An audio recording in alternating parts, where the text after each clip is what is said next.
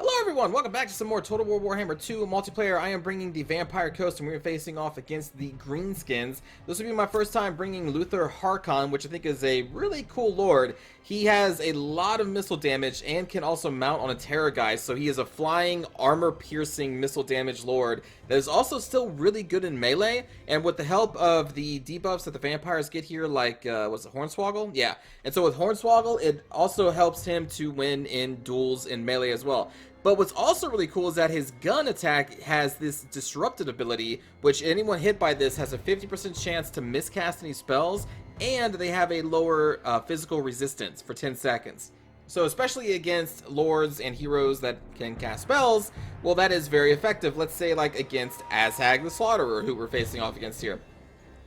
But he also has poison on his melee when he is on the Death Streak Terrorgeist. I don't think he has poison when he's just on the ground. I think that's something he only gets on the Death Streak. But still, he is a pretty cool lord, and I'm going to be trying him out here. The other abilities that he has is the AoE All Hands Ahoy, which is going to buff up the damage of enemy or allies around him and himself, as well as the leadership. And then we also have the Death Streak Terrorgeist ability to, you know, spew the things. He does have a couple items that also assist in locking down casters, but I did not take those. But he does have a little bit more for anti-casters. Anyway, so we have Luthor Harkon. Our front line is going to be made up of the Tide of Scold, which is the renowned unit for the zombie pirate deckhand mob. And this renowned unit, its stats are increased to the point where they're basically like an Empire swordsman, kind of, but with lower defense. So that's kind of neat because they are also still zombies, so they will not rout. They have a ton of hit points, and on top of that, they also have rowdy, so they have perfect vigor, so their vigor is never going to lower, so their stats are always going to remain at max no matter what. That also gives them increased leadership, and they also have frenzy, which is also pretty cool too.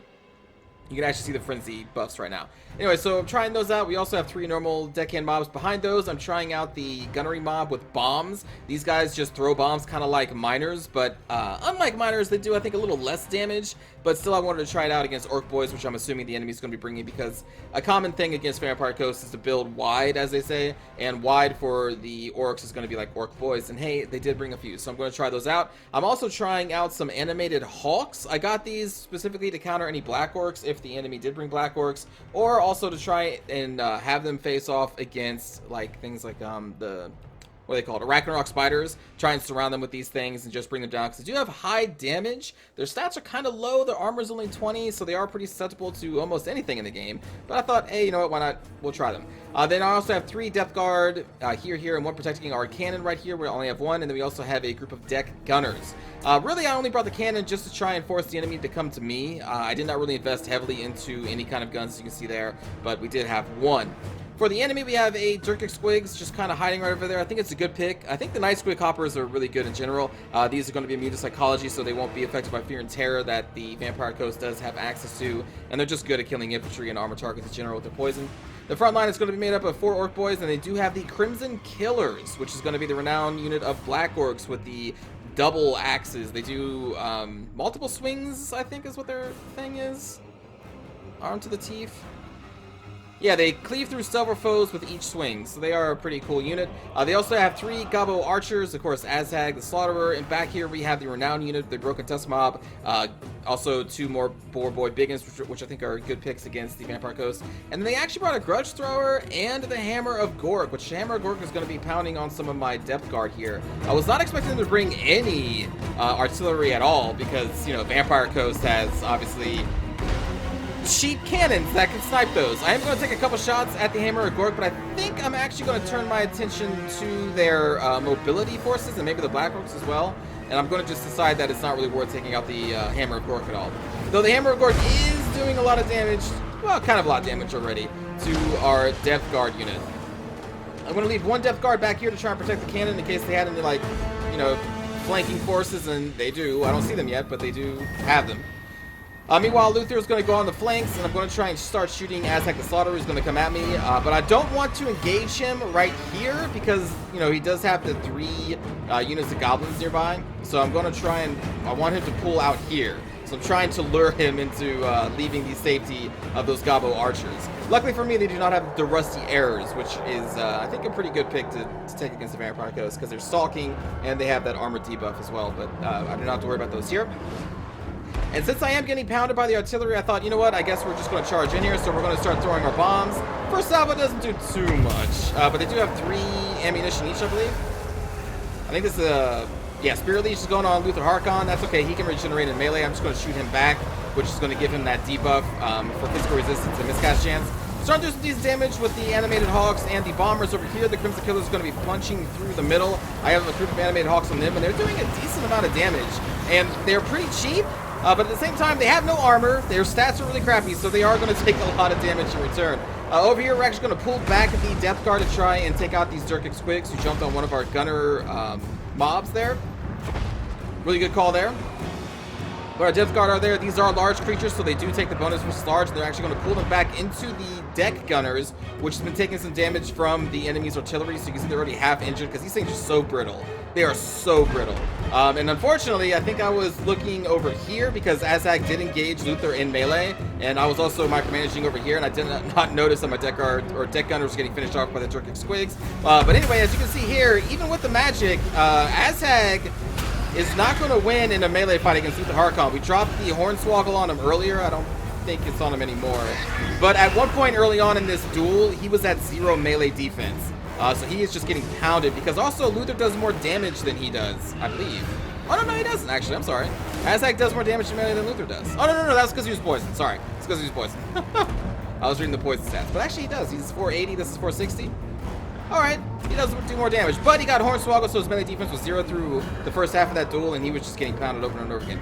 Anyway, the only real force remaining for me is going to be this little area right here. Our animated hawks are taking a beating from the Gabo archers with... Like, they don't do much damage, but there are a lot of them, and they were able to bring down a lot of my forces over here. I do still have 2 of my Death Guard here. One of my Death Guard is going to remain around my cannon to try and protect him. It's one of the biggest assets I still have. You can see I'm trying to lower the hit points to some Orc Boys that are running by this gunnery mob. The Dirkic Squigs are coming back, so we're going to try and engage them. As my Death Guard, I think I'm still getting hit by the enemy artillery. I probably should have focused on the artillery a little bit more, but I guess I was just more worried about the mobility because I saw that they had the 3 Orc Boy Biggins, and I think one of them is engaged here. I'm not sure where the other 2 are right now. Oh, they have retreated. They will be back soon, though.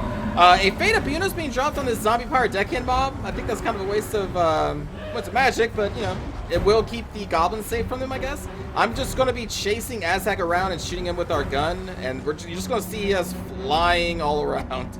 Meanwhile, I'm still just trying to kill these Crimson Killers and their backing of the Orc Boys and these renowned Broken Tusk mob.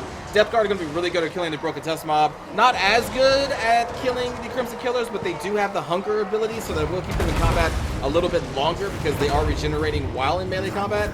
The Crimson Killers will definitely win in a straight up 1v1 fight, though, for sure. But the Death Guard are going to hold their own there for a while. Meanwhile, back here, we did manage to rout the Dirkic Squigs and another group of Orc Boys with our Death Guard. I actually pulled off my Carronade just to try and save them. Now I'm going to go back on the Carronade because, again, this is our biggest, asset we really have left besides our hero. And there are still a lot of mobile units out there. Unfortunately for me, they left the Broken Test mob in melee with 2 Death Guard. So that's really good for me because I think the Crimson Killers could probably take them out by themselves with the support of the Orc Boys, I think. But I don't know. The Crimson Killers took a lot of damage early on from those animated hulks and the fight they had in the center, but... So I don't know. It's hard to say. Anyway, back here, I'm still going to just try and protect our cannon. Azag popped Foe Seeker, so he got a burst in speed and was able to kind of go away from Luthor. So I'm like, you know what? Let Azag just kind of do his thing. I can't devote any more time. Luthor is going to be needed to defend our cannons here. As you can see, more Orc Boys are coming. The mobility is coming. I'm trying to withdraw our... Death Guard away from this area where their goblins were. And also, you may have saw, lucky for me, these 3 goblins were actually chasing Luthor, I think, to about, like, right up here. So from here to all the way over here, they were not firing at anything at all. So I got kind of lucky there that the enemy attached them to fight Luthor, and then I just kind of dragged them around for a bit. Anyway, the artillery is almost out of ammunition, but it has definitely done a lot of work against my Death Guard, but they are still alive. I'm going to try my best to keep these mobile units under lockdown. Azag is going to see that I am leaving this unit relatively undefended, though my Death Guard are nearby, and Azag is going to start coming back here. But I am more concerned with the Crimson Killers coming. I'm more concerned with the mobile units coming, but I still do have 1 polearm here. And again, I'm trying to withdraw and form as much of a circle around my cannons as I can, because I really need these to stay alive so they can finish off the mobile units and the Crimson Killers and all that. But yeah, Luthor's just up here shooting away at the Crimson Killers, and then Azag again is going to come over here. And this is where my enemy is going to give me the GG. And I'm going to win at this point. Now, obviously, the match wasn't completely over yet, but with the cannon still online, with, let's say, 1.5 Depth Guard, because a lot of them had taken a lot of injuries, Because the Crimson Killers were just shattered, I believe, or at least routed. Luthor was still relatively okay. So all that I really had to worry about was 3 Gobbo archers. Both the artillery were basically out of ammo. And I think I would have won that anyway, because just with the sheer power of Luthor Harkon by himself. So the battle was basically over, but it wasn't like over.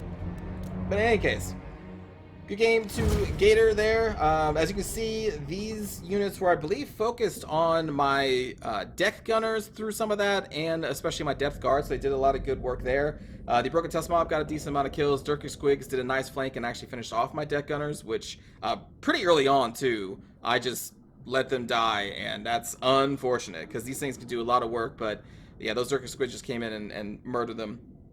Luthor in a 1v1 duel versus Azhag, even with the Spirit Leech, was obviously able to beat him up pretty convincingly. Because any spell that Azhag is going to be casting at that point is most likely going to be miscasting, so it does more damage to himself. And yeah, so Luthor Harkon, I think, is a pretty solid pick. And the Depth Guard did a lot of work as well against those Crimson Killers and anything else that they fought. So I really like the Depth Guard. They're a little pricey. They're more of a support unit, not like a mainline unit, I think. Even getting 3 is kind of maybe dangerous. Maybe just getting 2 of these and a normal one, or using that money for something else. But anyway, thanks for watching, everybody. Hope you enjoyed, and let's go watch a cinematic view of the battle. I do not imagine you're going to be seeing these units too often. They look, I mean, completely disgusting, but also pretty cool. These animated hawks. They got like cannons attached to their arms. Unfortunately, those cannons do not fire. This is a real shame. Real shame.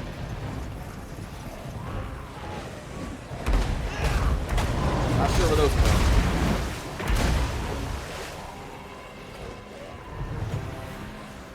go. Also, the bomber units didn't really seem to do too much, unfortunately. Maybe the deck dropper bombers would be better. Like, it wasn't really line of sight issues because they were able to throw over the front line. I guess they just didn't get good shots or something. I don't know. You can see here we're putting some fire into those Crimson Killers.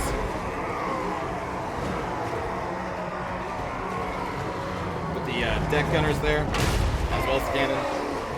It's definitely afraid of these guys.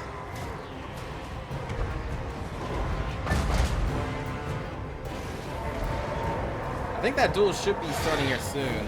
What up, Azhag?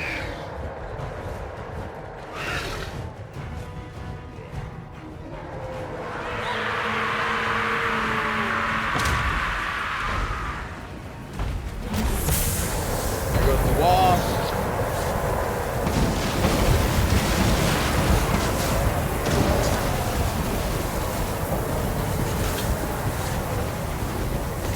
You see Luthor shooting over there.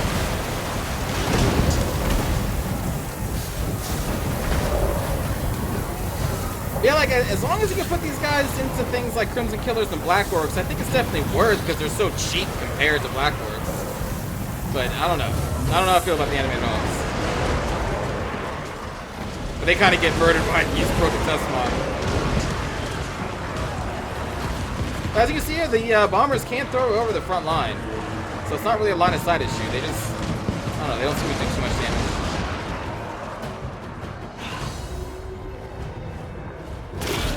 The Juggernaut's up here just duking it out.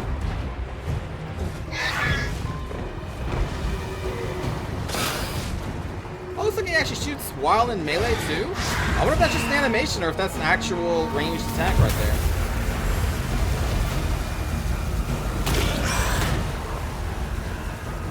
So yeah, they're just off to the side as their armies fight way over here.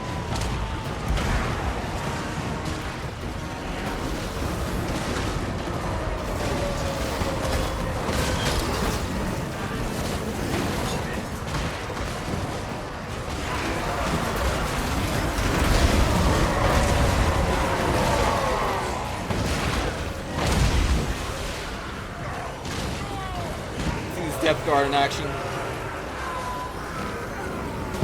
There goes the Death Streak from Luthor.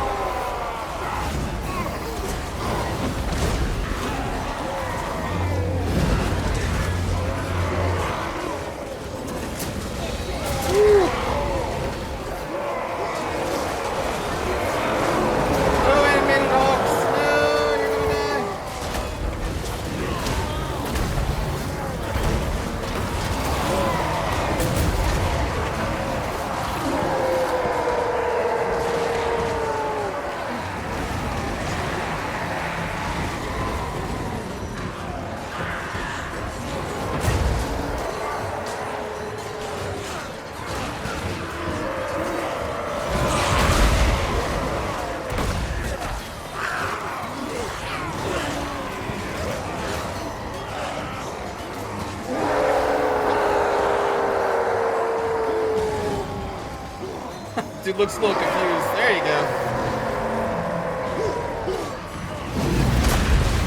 Ooh, I think that was a cruiser killer that just got hit by their own artillery. Like in the back of the head, it looked like. Holy shit.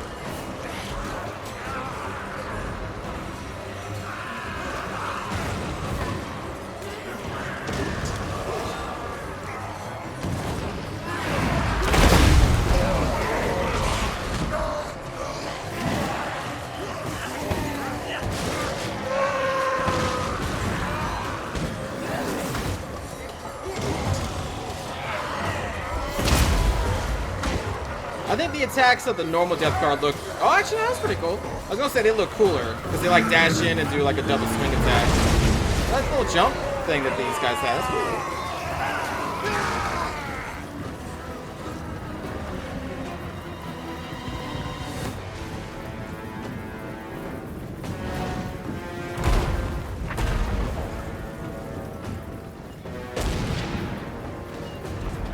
And they've just been doing some work back here. Minding their own business.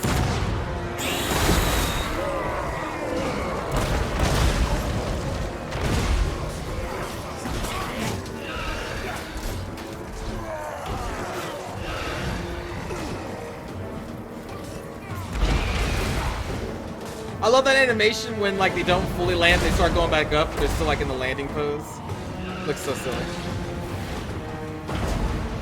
And you just see Luthor over here shooting some crystal killers.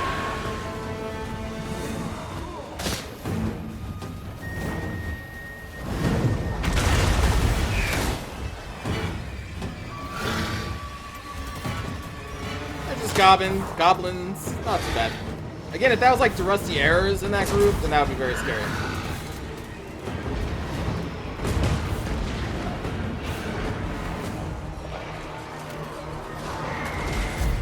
And there we go.